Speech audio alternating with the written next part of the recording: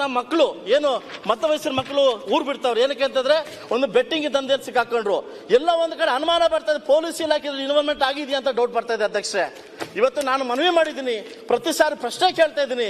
ಇವತ್ತು ಕೋಲಾರ ಜಿಲ್ಲೆ ಮಕ್ಕಳು IPL ದಂಧೆಯಲ್ಲಿ ಇಂದು ಇನ್ವಾಲ್ವ್ಮೆಂಟ್ ಆಗಿ ಹಾಳಾಗ್ತಾ ಇದ್ದಾರೆ.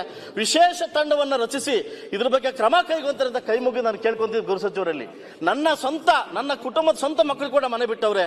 ದಯವಿಟ್ಟು ಇದ್ರ ಬಗ್ಗೆ ವಿಶೇಷವಾಗಿ ಗಮನ ಇರಲಿ ಅಂತ ನಾನು ಮಾನ್ಯ ಗೃಹ ಸಚಿವರಲ್ಲಿ ಕೇಳ್ಕೊಳ್ಳೋಕೆ ಇಷ್ಟಪಡ್ತೀನಿ. ಸಚಿವರೇ, ನಾನು ಅವಕಾಶ ಕೊಟ್ಟಿದ್ದಕ್ಕೆ ನಮಗೆ ಧನ್ಯವಾದ ಹೇಳ್ತಾ ಒಂದು ಮಾತು ಮುಗಿಸ್ತೀನಿ. ಈಗ ರಾಜೇಗೌಡ್ರೆ, ಅವನು ಶ್ರೀನಿವಾಸ್ 5 ನಿಮಿಷ ಮಾತಾಡಿ ಹೋಗ್ತಾನೆ ಜಾತ್ರಂತೆ. ಲಕ್ಷನಾಥ್ 5 ಮಿನಿಟ್ಸ್ ಅಲ್ಲಿ ಮುಗಿಸಬೇಕು.